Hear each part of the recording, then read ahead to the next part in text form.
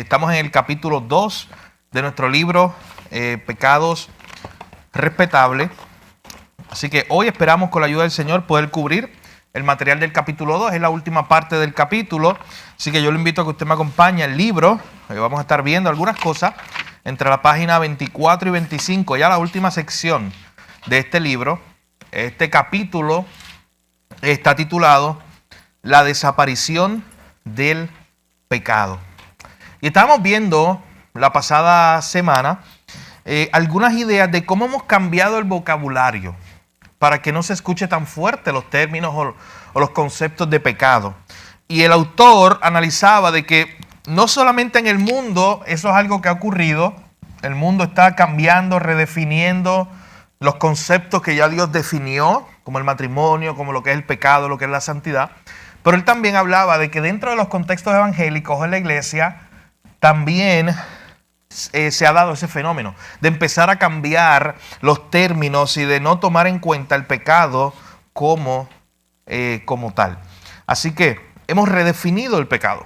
Hoy vamos a ver la última parte del capítulo 2, dos temas principales. Veremos el pecado, en primer lugar, el pecado como rebelión.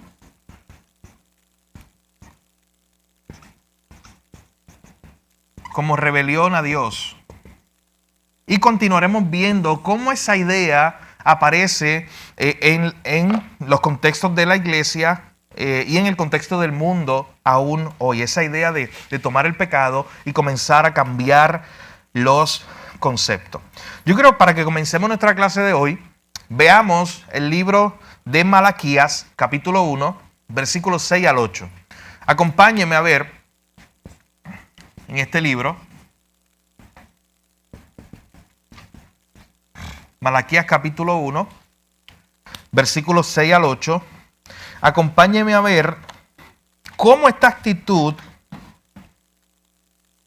de no tener el pecado o no tener un concepto correcto del pecado puede incluso cegar al pueblo de Dios.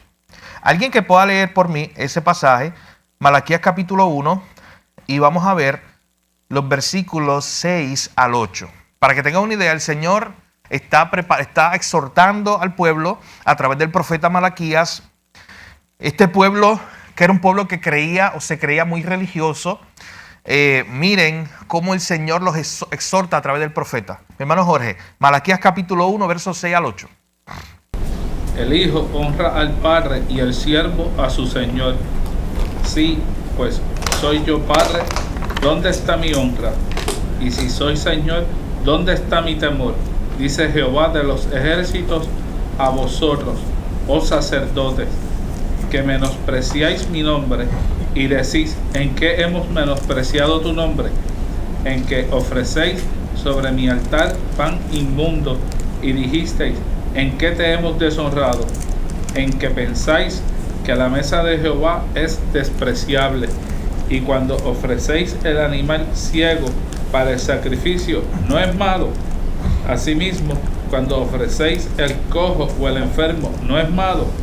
Preséntalo pues a tu príncipe. ¿Acaso se agrada de ti o le serás acepto? Dice Jehová de los ejércitos. Gracias, mi hermano. Con este mensaje, si usted solamente conociera este mensaje que está dando el profeta Malaquías al pueblo de Israel, ¿qué les está diciendo? Hay muchos, son 2 versos nada más, 3 versos, pero ahí hay mucho contenido de lo que Dios le está diciendo al pueblo de Israel. Y de hecho, este pasaje, Dios hablando a través del profeta Malaquías al pueblo, nos muestra mucho del corazón y del carácter del pueblo de Israel en ese momento. ¿Qué podemos ver ahí en los versículos 6 al 8? ¿Qué estaba pasando con el pueblo? El pueblo estaba deshonrando a Dios, porque lo podían llamar Padre, lo podían llamar Señor, o no llamarlo, reconocerlo así. Pero hasta ahí. ¿Dónde estaba la honra? En el sacrificio. Se había limitado a fijarse en la bebida. ¿Así es? ¿Qué más? El sacrificio era el mundo. ¿El sacrificio? En esos tiempos era el mundo. Así es. Sí. ahí hay como una frase que siempre se repite: ¿en qué te hemos deshonrado? Sí. ¿En qué hemos pecado? ¿En qué hemos robado? Tú sabes que como que ese concepto del pecado está como liviano, como que no tiene, es como desapareció. Exactamente. ¿Y qué hemos hecho? Yo creo que yo no he hecho nada malo, tú sabes. Pastor, y otra cosa que hay interesante, que ya estaba tan alto nivel que dice, sacerdotes. Está hablándole a los líderes de un pueblo. Y de hecho, los comentaristas bíblicos están de acuerdo que si Dios le está hablando así a los que representan a Dios delante del pueblo, a los líderes, el pueblo, si ellos eran los que se supone que le enseñaran de Dios a la gente, pero si ellos tienen un concepto de Dios bien desubicado, imagínense lo que le están enseñando de Dios a las personas. Así que llegan a una buena conclusión. Miren este concepto de la ceguera que tenía el pueblo de Israel en este momento. Mi hermano, tenemos que cuidarnos de esto. Y si algo nos va a animar, este capítulo 2, al final, leeremos ese último párrafo, en la página 25, es a cuidarnos de estar ciego a nuestro propio pecado. Eso es bien sutil, eso es bien fácil. Tú no te tienes que esforzar mucho. Tenemos que cuidarnos de eso. El pueblo de Israel, en este momento, noten, ellos mismos están diciendo, es como si Dios les presenta la lista de los pecados y ellos dicen, pero ¿y cómo yo te he fallado? ¿En qué he pecado yo? Mi hermano, cuídese de esa actitud cuando usted mismo es confrontado con su pecado. Cuando usted está leyendo la palabra de Dios y ahí resalta un pecado que usted está tentado a hacer o que usted está haciendo, y usted es confrontado, cuídese de tener esa actitud de decir, oye, ¿en qué yo he pecado? Cuando estemos estudiando los famosos pecados respetables, que hay una lista de ellos que estudiaremos para la próxima semana, ira, la falta de contentamiento y todos los que hay ahí, la falta de gratitud, todos los que hay ahí, cuídese usted de simplemente decir, Pablo, ¿en qué pecado de esa manera? Así estaba el pueblo de Israel. Mi hermano, ¿y sabes qué? Era Dios mismo a través de un profeta hablándole y confrontándolo. Y Dios mismo a través del profeta hablándole, y ellos estaban tan ciegos que decían, no, nosotros no. ¿En qué te hemos menospreciado? ¿En qué hemos fallado? Y Dios una y otra vez dejándoles saber en qué ellos lo habían menospreciado. De eso se lo deja muy claro en el verso 8. Le dice, oye, se los voy a explicar, una de tantas. Cuando ustedes vienen delante de mí a ofrecer su sacrificio, ya había una estipulación que decía que los sacrificios que se entregaran al Señor, ¿cuáles eran? Los mejores animales, los perfectos. Que eso implicaba de que se le estaba dando lo mejor. Tenía que ser limpio, sin mancha, sin defecto. Era lo mejor para Dios. Esa era la estipulación de la ley. Y ellos, ¿qué estaban haciendo? Ofreciendo al Señor el animal ciego, el cojo, el dañado, para que el animal que estaba más perfecto, ellos quedárselo, para obtener más dinero, vendiéndolo, para obtener más ganancia, más comida, lo que sea. Pero lo estaban tomando ellos. Y noten, esa pregunta del verso 8 me llama mucho la atención, tiene que ver mucho con nuestra clase. Y ahorita Hugo daba con el clavo cuando hablaba de su reflexión sobre este pasaje. Dios le dice al pueblo, cuando ustedes ofrecen el animal ciego para el sacrificio, no es malo. Asimismo, cuando ustedes ofrecen el animal cojo, el que está enfermo, no es malo. Es como si Dios le estuviera diciendo, oye, se te olvidó lo que es bueno y lo que es malo. Ha desaparecido de tu mente este concepto. Antes sí creías que eso era malo y no lo hacías. Y no dabas el animal que estaba cojo o que estaba imperfecto. Pero ahora lo comenzaste a hacer. Ten cuidado. Como el ejemplo de Caín y Abel, Sí. cuando hicieron la presentación al Señor. Así es. Caín cogió de lo que encontró, pero sin embargo Abel buscó el más grueso, Lo mejor que él tenía. Así es. Sí. Así es. Así que Dios está confrontando a su pueblo y le está diciendo, oye, ¿qué concepto ustedes tienen sobre lo que es bueno y lo que es malo? ¿Quién está definiendo lo que es bueno y lo que es malo? Antes lo definía yo, y si yo había dicho que no me entregaran un animal imperfecto, pues ese era el estándar. Pero ustedes han redefinido eso. Ustedes, el pueblo, ahora me están entregando cualquier cosa. ¿Y sabes qué? Ellos ya lo estaban haciendo como una práctica. Lo que ya estaban haciendo como una práctica, ¿sabes cómo comenzó? Un día.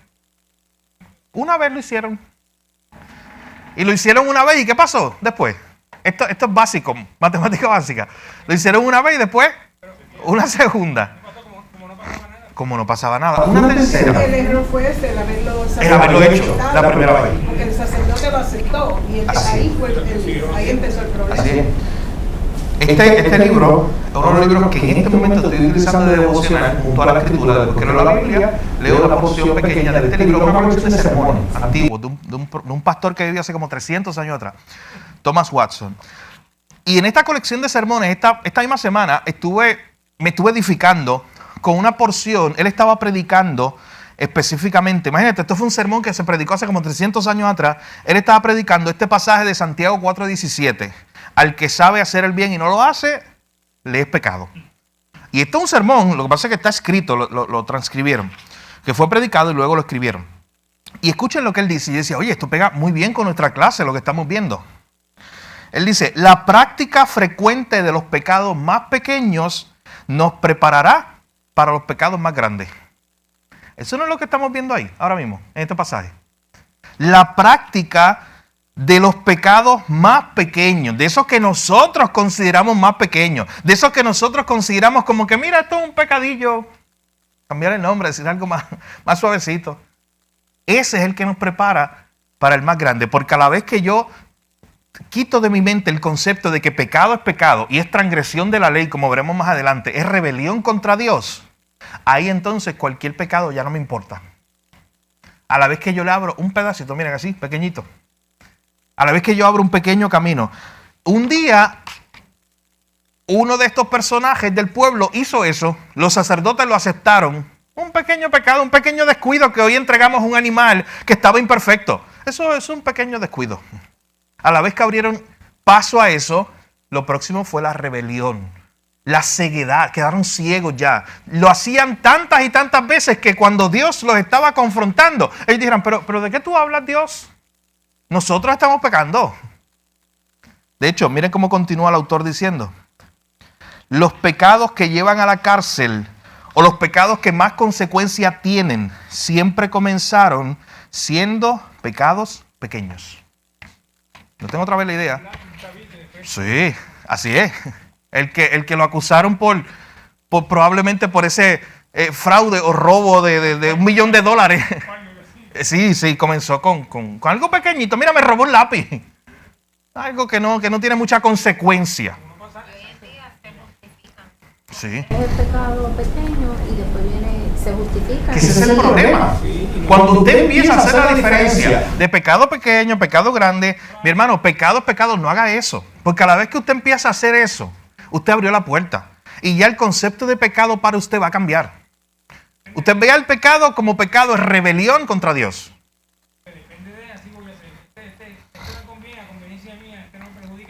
Así es. De hecho, exactamente lo que estás diciendo es lo que nos dice el autor en un momento dado. Él dice, Dios no nos ha dado autoridad a nosotros para establecer distinciones entre los pecados.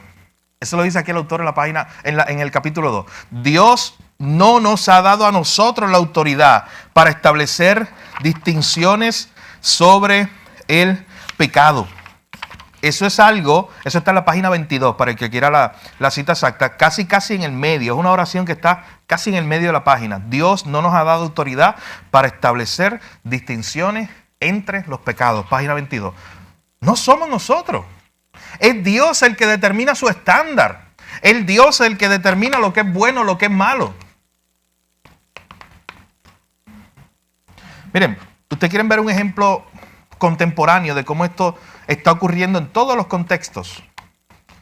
Yo quiero que veamos, hay una imagen en la computadora que usted va a ver allá. Hace unos días atrás yo me encontraba viendo una página de noticias de diferentes lugares del mundo, diferentes temas. Y miren lo que se presenta en la imagen que vamos a ver.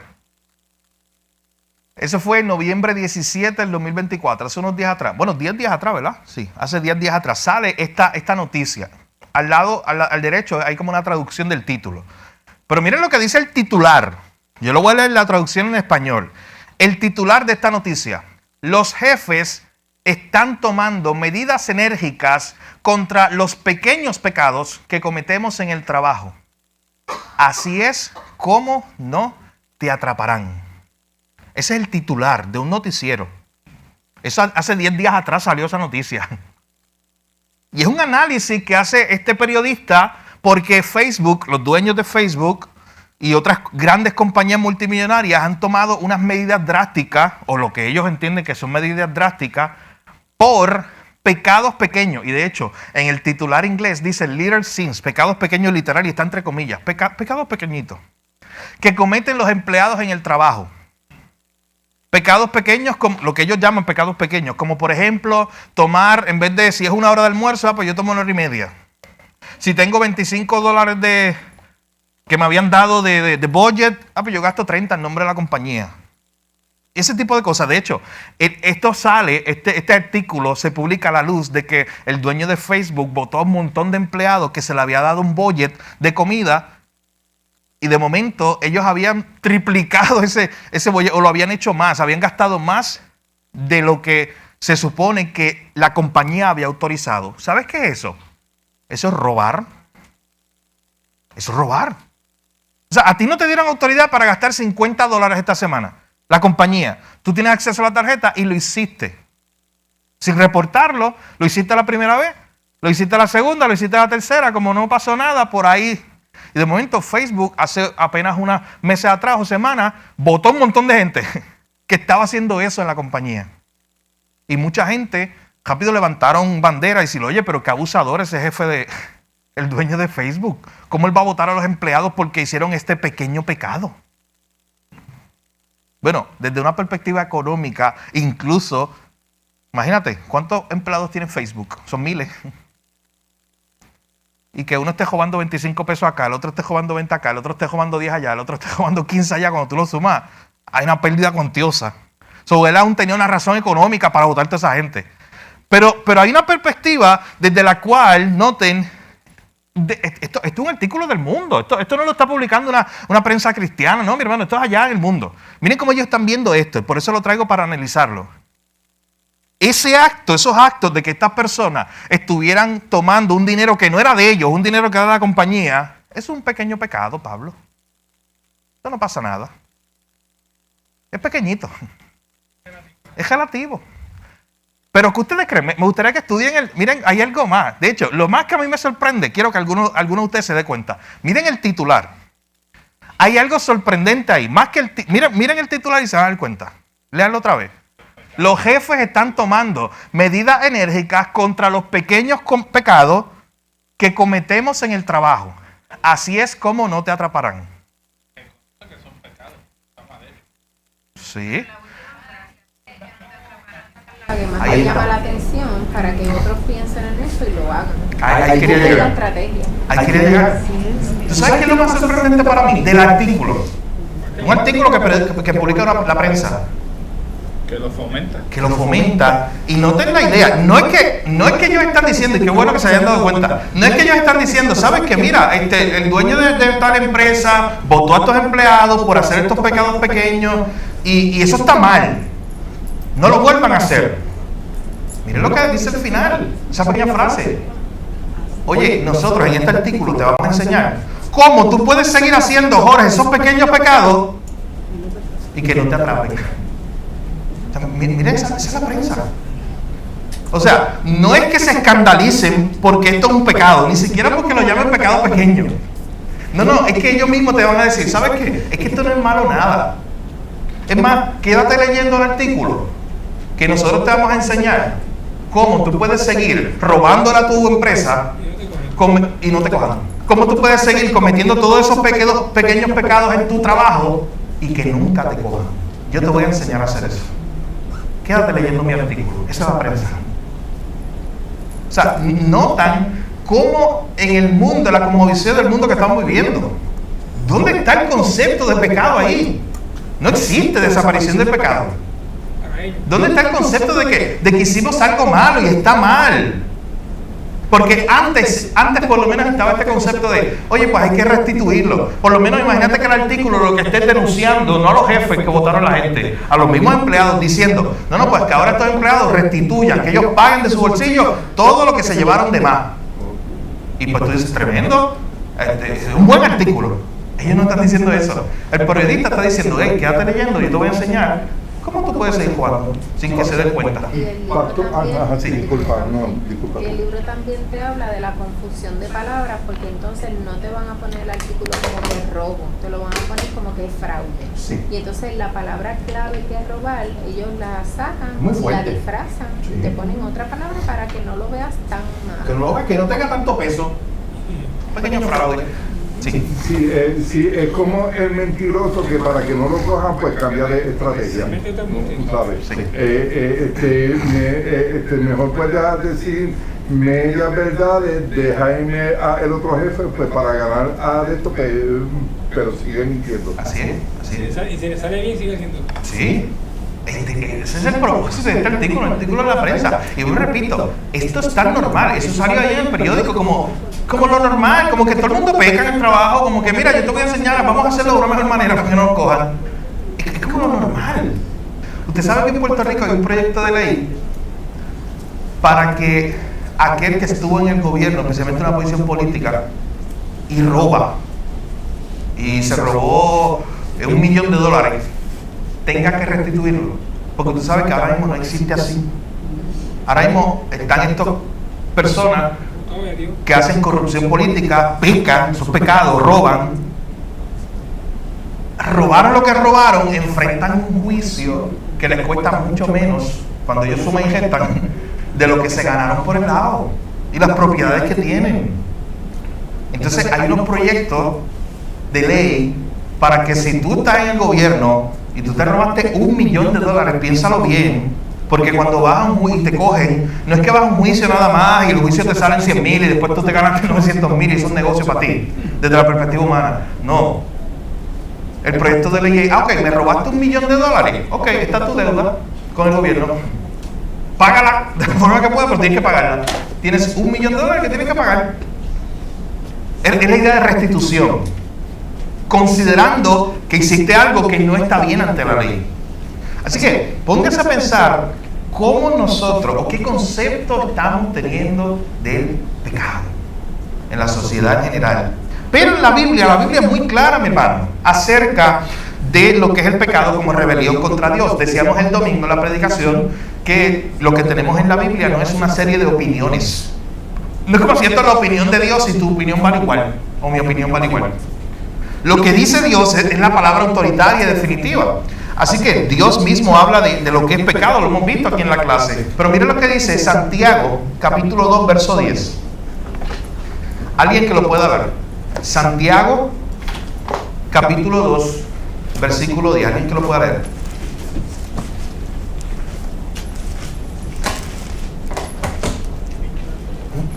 ¿Qué dice ese pasaje?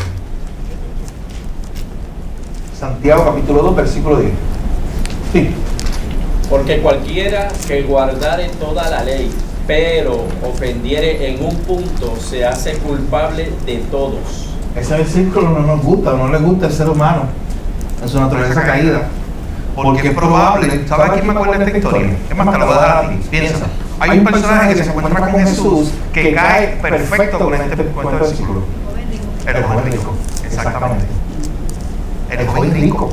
¿No te acuerdas que el joven rico empieza como a negociar con Jesús? No, pero es que yo he cumplido la ley. Ya yo estoy bien. Y Jesús le muestra que no, que él no ha cumplido. Cuando le dice, vende todo lo que tiene y dalo a los pobres. A veces fue pobre, pues eso no lo había cumplido. Pero en realidad no había cumplido toda la ley. Y desde su juventud. Sí, él era orgulloso, como que sí, ¿no? ¿Cuál es la ley? Toda, yo la he cumplido. Y Jesús le demostró, no la ha cumplido nada. Y muchos judíos tenían ese concepto de que ellos habían cumplido la ley. Y por eso Santiago expresa esta palabra, oye, cualquiera que guardare toda la ley, pero ofende en un punto, se hace culpable de todos. Y aquí el autor, en el capítulo 2 nos dice que cuando vemos en la Biblia ese concepto, no se habla de las leyes de Dios. Cuando se habla conectado eso con su carácter, se habla de la ley de Dios. como la ley de Dios, como representando su carácter moral. Así que cuando tú quebrantas esa ley de Dios, por eso Santiago nos está diciendo, es como si fuiste culpable de todo. O sea, el acto, no importa si lo que tú dices fue una pequeña mentira, pero estás quebrantando la ley de Dios, un Dios santo. Así que noten cómo Santiago capítulo 2 verso 10 nos quita las excusas que muchas veces tenemos nosotros de tomar esta idea de decir, no Señor, pero es que mira, tú sabes que yo, como lo vimos la semana pasada, el publicano, el fariseo, que va delante de Dios en el templo y le dice, Dios, tú sabes que yo ayuno, tú sabes que yo doy mi ofrenda a los pobres. Es como si quisiéramos negociar con Dios, a decirle, Señor, mira, te voy a empezar con la lista de todo lo que yo hago bien. Como si pudiéramos engañar a Dios. Justificarnos. También nosotros, ¿verdad? Los cristianos a veces lo espiritualizamos. Porque, por ejemplo, trabajamos, nos están pagando por un trabajo, pero entonces en vez de hacer lo que estamos haciendo, no, pero si yo lo que estoy haciendo es leyendo la Biblia, pero es que tú estás en tu trabajo. Sí. Parece que no es malo, pero como quiera es malo. Sí, hay muchas cosas que de nuestra perspectiva pueden ser actos que en sí mismos no sean malos. Que hace algo bueno, pero se ve mal. Bueno, imagínate, igual, que a mí me estén pagando 8 horas para deshiervar el patio de tal empresa. Ese es mi trabajo. Y yo, en vez de hacer mi trabajo, yo usé esas 8 horas para hacer algo allí en la empresa que parezca bueno. ¿Voy a tener problemas yo? Bueno, me voy a votar. Porque yo fui contratado ¿para qué? Para algo particularmente. De hecho, y si yo no estoy cumpliendo con mi trabajo, mi hermano, se escucha fuerte, pero es que no hay otra palabra. Es robo. Es robar. Es lo mismo. Entonces, esa es la tesis de todo este libro. Nos escandalizamos cuando decimos que vino fulano, fulano de tal y se metió a un banco y robó $20,000. Eso nos escandaliza. Pero ¿y cuando soy yo, que estoy robándole a mi empresa? Que todos los meses me robo un lápiz, que todos los meses me robo un clavo, que lo que sea, ¿me entiendes? El ejemplo. Así que piense por un momento, sí. Se lo estaba comentando a Carlos, porque a veces tenemos unas colecciones de bolígrafos en la casa de nosotros y los vehículos. Y no son de nosotros, son de la institución para que inauguramos. Tenga convicción, el día que usted se entere que se lo llevó sin querer, porque puede pasar, restitúyalo y ya, llévelo y diga, esto no es mío, esto yo no me lo gané correctamente, aquí está. Es más, ¿sabes qué? Y esto es para que tengamos esta clase bien en serio. Y el concepto del pecado bien en serio. Eso lo va a hacer parecer usted tal vez un tonto frente a los hombres. Que usted vaya el lunes al jefe. Diga, mira, aquí le traigo 25 bolígrafos que me he llevado en los últimos años. Te van a botar aquí. Sí. Pero que ustedes me digan desde la perspectiva de que, mira, y se lo quiero demostrar más, por ahí están las cámaras y todo, no fue que planificado y que yo miré para todas partes para llevármelo. No, se me cayó la cartera, lo tenía unos files del papel que los llevé para casa. Imagínense, me lo llevé sin querer. Y que el jefe verdaderamente te entienda, mira, es verdad, te lo llevaste sin querer. Pero no va a parecer usted un tonto desde la perspectiva humana. Pero esta persona, ¿qué me está entregando 95 bolígrafos? ¿Qué sentido tiene eso? Pero mi hermano, al final de cuentas, eso sería un buen ejemplo de esto que estamos viendo en esta clase. Porque usted está reconociendo que un acto que está mal, y necesita restitución. Que usted, a sabiendas o no, hizo un acto mal. Cuando tuvo conocimiento de que hizo un acto que no estaba correcto, busca restitución. Para el mundo eso es una locura. No lo entienden. Pero desde la perspectiva de Dios, usted está con este concepto, con esta idea, aquel que ofende la ley en un punto, se hace culpable de todos. Lo que pasa es que esas personas a veces ellos no entienden por qué tú vas para atrás. A mí me pasó una cosa así en una tienda. Estaba con mi nena comprando. Y yo estaba mirando unas carteras, pero me puse aquí las 2 carteras. Pagué las que compré, pero tenía las otras. Salgo de la tienda y cuando yo me digo, viré para atrás y la muchacha se me quedó mirando. ¿Y tú estás en serio que tú las traiste para atrás? Digo, pues si no las he pagado, no son mías. Sí. Y ella me miró como, podía haber seguido porque no sonó la alarma. Ahí va a ser igual, un Walmart. Y yo me acuerdo que estaba con Mateo en el carrito y obviamente él tiene su juguete y sus cosas. Y yo había puesto, no sé si era algo de la comida del ánimo. yo me acuerdo, o un juguete, algo, pero era de bebé, de área de bebé. Y yo pago todo, y después salgo, y cuando estoy montando las cosas, yo automáticamente digo, yo no pagué eso. Y mira, eso, y era algo bien barato. Y desde una perspectiva humana uno puede pensar, pero ¿qué? Walmart, ¿qué pérdida tiene Walmart por estos $3? Humano, de perspectiva humana. Mirar para atrás. Mirar para atrás, hacer una fila, estoy con el nene, ya lo monta el calcín. Humanamente todo lo que uno puede pensar. Pero está la convicción de delante de Dios. De hecho, igual, y nadie me vio. Para el efecto, porque si ya salí y ya me monté el carro, nadie me vio. No, la cosa, cuando yo me pasó eso con las carteras, no sonaron las alarmas. Claro. No salí con las Sí. carteras afuera. Así que ahí en ese momento, mi hermano, es que usted toma la decisión. Y en ese momento, por una convicción, con el mismo amor que había montado a Mateo, lo saqué. Entré a Walmart y se lo dije a la persona, igual me miró muy extraño, era un muchacho de seguridad, y me miró muy extraño porque yo le dije exactamente lo que pasó. Y yo estaba bien preocupado. Y yo le dije como asustado y todo. Y yo le dije, mira, que no pague esto. Y como le dije, es una tontería. Y él me dijo, pues está bien, no hay problema, pasa por aquí. Y lo pagas allí en la caja automática, ¿ven? Pero noten ese concepto. Tú sabes cuando tú y yo muchas veces, hablando del ser humano en general, grita cuando, por ejemplo, te cobran de más. Ahí sí, miren, ¿sabes qué? Me pasó hace como 2 semanas. Estaba echando gasolina en Juana Díaz, en la gasolinera de Juana Díaz. Cuando estoy allí echando gasolina, creo que fue el miércoles pasado, me acuerdo, saliendo de aquí, que fui a buscar el nene y eché gasolina como a la tarde, como a las 10 de la noche. Y cuando echo gasolina, yo recuerdo que en la bomba yo compro, me acuerdo lo que yo compré, yo le eché $20 de gasolina, lo que le iba a echar en ese momento eran $20 de gasolina y una caja de agua. Ya. Voy a pasar la tarjeta y la muchacha me dice $80 con 73 centavos. $20 de gasolina y una caja de agua. $80 con 73 centavos. Y yo, sí, y fue automático porque obviamente yo miré, a veces uno no mira ni la pantallita, pero yo siempre miro pantallita. Cuando miro la pantallita, yo le digo, oye, son $80. Y ella misma se escandaliza. Y me dice, no, ¿cómo va a ser? Y fue, pero un número mal, eso pasa. Pero obviamente, normalmente la tendencia del ser humano es cuando te deben, cuando ellos cometieron el error, no, y hacer escándalo si hay que hacer escándalo, para que tú me devuelvas los chavos, aunque sea un peso, porque la gente lo hace por un peso. Oye, pero ¿y cuando es al revés? La gente, hablando del mundo, ¿tiene esa misma convicción? No, la gente lo que piensa es eso, el error fue de ellos, que pague el cajero, que lo voten si tienen que votarlo. Walmart tiene chavo, es millonario Walmart. Esos 20 pesitos a mí me hacen falta, ellos no. Mira cómo uno rápido empieza a pensar 1000 maquinaciones en la mente de uno que no son correctas, que es el pecado haciendo eso, ese tipo de maquinaciones nosotros. ¿Por qué? Porque hemos redefinido, porque estamos en nuestra mente en ese momento luchando, redefiniendo el pecado, diciendo, no es que yo maté a alguien. Tranquila, Joan, eso es lo que hay en tu mente. No es que tú mataste a alguien, Joan, no, es que te dieron 20 pesitos de más, ya. Y eso es bien común. Ese es tuyo. No es mío. Reclámalo, mira para el lado. Yo pienso en 20 pesos que me encontré. Eso es tan común que hay mucha gente que lo hace automático. Sí. A mí me ha pasado, yo he ido a echar gasolina, le echo 20 pesos y vi que ¿sabes? En una guagua que es mío, que no es mía, y me dicen, el recibo, te lo hago por 20, y yo, pero si es que lo que eché fueron 10, Sí. ¿por qué me vas a dar un recibo de 20? Sí. No me des recibo. Sí, y hay gente que se presta a eso, para ese tipo de cosas. ¿Y sabes qué? ¿Quién fue el que dijo de lo espiritualizarlo?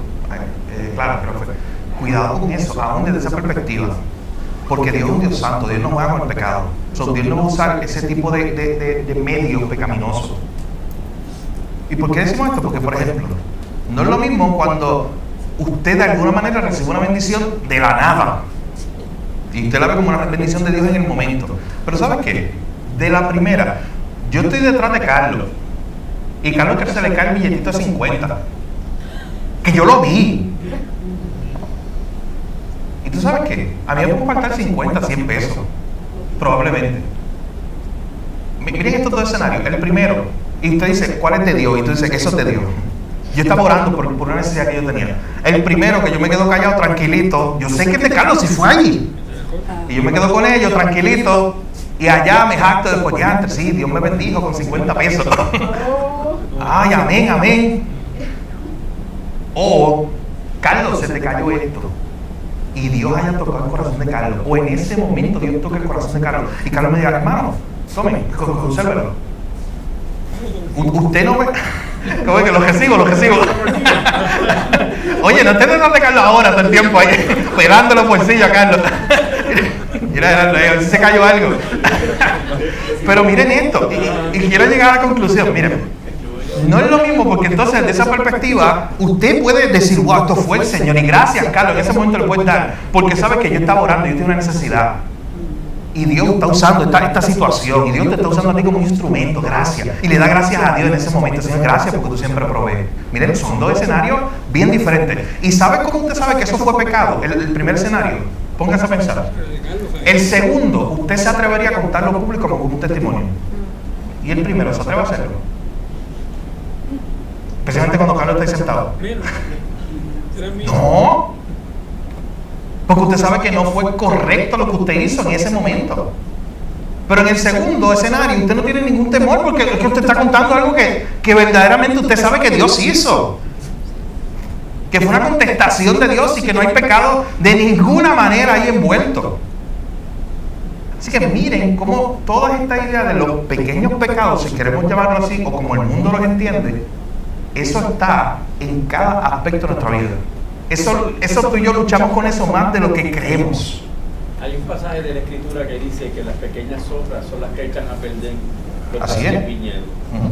Y uno pues tiene, a veces uno quiere ver más que las cosas grandes, pero hay cosas pequeñas que pueden echar a perder cosas. Así es. De hecho, en esta misma línea, alguien que me ayude a leer Mateo capítulo 5, versos 21 al 22, porque Jesús habló de lo mismo allá en la bienaventuranza. Mateo capítulo 5, verso 21 al 22, y Primera de Juan capítulo 3, versículo 4. ¿Tiene Mateo 5? Sí. Oísteis que fue dicho a los antiguos, no matarás, y cualquiera que matare será culpable de juicio. Pero yo os digo que cualquiera que se enoje contra su hermano será culpable de juicio. Y cualquiera que diga necio a su hermano será culpable ante el concilio. Y cualquiera que le diga fatuo quedará expuesto al infierno de fuego. ¿Hasta ahí? Sí. Okay. Miren cómo Jesús está presentando este concepto igual. En esa época, los líderes religiosos empezaban a ver como pecado algo que fuera como más escandaloso, como el acto formal de adulterio. Pero Jesús va más atrás y dice, no. ¿Cuál es el pecado? Lo que tú crees que no es pecado. No, eso fue un pequeño pensamiento. Eso fue un pequeño pensamiento que yo tuve en mi mente. Y Jesús está diciendo, no. Pero es que ahí empieza. Ese es el problema. Y si ya cometiste el acto en tu mente, tú pecaste ya. Igual que si ya no lo mataste físicamente, el segundo ejemplo que da, pero si ya lo mataste en tu mente, el pecado está hecho. Entonces, sí, porque en la mente de nuestra, no, es que yo no lo maté físicamente. Y Jesús está diciendo, no, lo mataste en tu mente. Cometiste el pecado. Así que Jesús nos muestra esa idea de cómo debemos luchar contra este concepto nuestro de tener los pecados pequeños y grandes y distorsionar el mismo concepto de pecado. Primera de Juan, capítulo 3, verso 4. ¿Quién lo puede leer? Todo aquel que comete pecado infringe también la ley, pues el pecado es infracción de la ley. Ahí está. El pecado es rebelión contra la ley de Dios, contra la autoridad de Dios. Eso es lo que es pecado, es rebelarme. Cualquier pecado, como le decía Santiago, todo pecado es rebelión contra la autoridad de Dios. De hecho, aquí en la página 24, el autor hace un análisis de este concepto de la ley en el Antiguo Testamento. ¿Usted sabe qué hacía la ley? Lo que era la ley era simplemente mostrarnos el carácter de Dios. La ley tenía dos vertientes, si podemos llamarlo así. Una era mostrarnos el carácter de Dios, que es un Dios santo. ¿Y sabes cuál es la segunda? El Evangelio. Mostrarme mi insuficiencia para cumplir la ley y ir a Dios corriendo y decir, Señor, te necesito. Yo no puedo cumplir la ley. Hubo uno que la cumplió por mí, hubo uno que fue perfecto, que tuvo los méritos que yo no tengo. Y ese es el Evangelio, esa es la sustitución. Pero noten lo que se supone que hiciera la ley desde el Antiguo Testamento, era mostrarme que Dios es un Dios santo, que Él no lidia con el pecado. Ese es el carácter santo de Dios. Y segundo, mostrarme que yo tengo que depender de Él, de su gracia, porque yo no puedo cumplir la ley. El pueblo judío en muchas ocasiones se tergiversó eso, y ellos entendían que se iban a esforzar mucho, como lo ven rico, para cumplir la ley, cuando eso nunca fue el propósito. El propósito fue mostrarles su necesidad de Dios. Y termino con esto. Acompáñeme a la página 24, al final, último párrafo, y 25. Veamos la conclusión de lo que hemos estado viendo hasta ahora, para así terminar el capítulo 2 y cerrar con esta sección. Voy a leer el último párrafo de la página 24 hasta el inicio de la página 25. Dice: sí, tal vez ha desaparecido de nuestra cultura el concepto de pecado. Puede que se haya suavizado en muchas de nuestras iglesias para no incomodar a los oyentes. Pero aún más triste es que algunos cristianos conservadores hayan redefinido ese concepto para incluir solo los pecados obvios y vergonzosos de nuestra sociedad. El resultado entonces es que ha desaparecido el pecado en la conciencia de muchos creyentes moralmente rectos. Ha desaparecido la convicción del pecado personal. Aún así, mire lo que nos recuerda el autor, desapareció el concepto de pecado frente a tus ojos probablemente, pero no ha desaparecido de la vista de Dios. Para Dios sigue siendo pecado lo que es pecado. Más bien, todos los pecados, ya que sean los llamados pecados aceptables de los santos, que a menudo toleramos, los pecados respetables, así como los pecados más flagrantes que comete nuestra sociedad y que condenamos con rapidez, todos los pecados son una violación a la ley de Dios y por tanto ante Dios son condenables y todos merecen ser castigados. Me gusta mucho cómo él termina diciendo: puede ser que ante la sociedad haya desaparecido el concepto de pecado, se haya distorsionado, puede ser que en la iglesia, en algunas iglesias haya ocurrido, o en tu propia vida que hayas redefinido lo que es el pecado. Pero Jeremy nos lleva a Dios, nos dice: oye, pero para Dios el pecado sigue siendo pecado. Para Él no ha cambiado, Él no lo ha distorsionado. Y terminamos con esto, página 25, último párrafo. Dice el autor: admito que he presentado un cuadro muy negro de la sociedad y nuestra comunidad evangélica conservadora. No obstante, Dios no nos ha desechado. Para los verdaderos creyentes, el Señor sigue siendo su Padre Celestial y sigue llamándolos al arrepentimiento y a la transformación. Parte de su llamamiento consiste en guiarnos para que veamos los pecados que toleramos en nuestras vidas y no arrepintamos de ellos para recibir la renovación que tanto necesitamos. En otras palabras, ¿sabes cómo termina Jerry Bridge este capítulo? Diciendo: en el Evangelio hay esperanza para pecadores como tú y como yo, que somos tan tentados todo el tiempo a irnos detrás de esos pequeños pecados, de esos pecados que nosotros creemos que son nada, de esos pequeños pecados, como le llamamos nosotros, que son tolerables. Hay esperanza para ellos. Hay esperanza para ti y para mí, nos dice este autor. Y el propósito de todo este estudio, que a la luz de la Biblia, nosotros, lo dice ahí, veamos estos pecados que estamos tolerando en nuestra vida y hagamos ¿qué? ¿Qué es la expresión que dice? Y nos arrepintamos. Y vayamos delante de Dios y le digamos: Señor, ¿sabes qué? Es probable que en esta área de mi vida yo en realidad no estaba viendo esto como un pecado. Yo estaba como el pueblo de Israel, allá en Malaquías capítulo 1, lo que leímos ahorita. Que incluso me sorprendí cuando Dios me llamó a decirme: mira, estás pecando. ¿Quién? ¿Yo he pecado? Así que, qué bueno que nosotros podamos ser confrontados con la verdad bíblica. Oramos para que tengamos el corazón correcto. Como dijimos en la clase 1, cuando nos preparamos para esta clase, debemos ir delante de Dios diciéndole: Señor, examina mi corazón. Y este comentario que yo voy a hacer, ¿verdad? Que lo analicemos todos. Claro. Quizás, o por lo menos pienso yo, que a lo mejor no te afecta en cuanto a tu salvación como tal, pero sí te afecta en cuanto a tu condición como cristiano. Claro. Te afecta mucho. Claro. Porque, claro, somos salvos por lo que hizo por la cruz, pero nuestra vida, ¿qué calibre tiene nuestra vida ante lo que decimos de Dios? Sí, y de hecho, vamos a hablar más adelante de eso, porque usted sabe que nosotros no estamos autorizados a hacer esa diferencia de los pecados. Pero Dios nos ha mostrado a través de la Biblia y a través de la historia y tu testimonio personal y el mío, que hay diferentes consecuencias del pecado. Que es diferente la consecuencia de un pecado y de otro. Pero eso no nos debe llevar a nosotros a decir, pues si este pecado tiene menos consecuencias, voy a meterme en este pecado.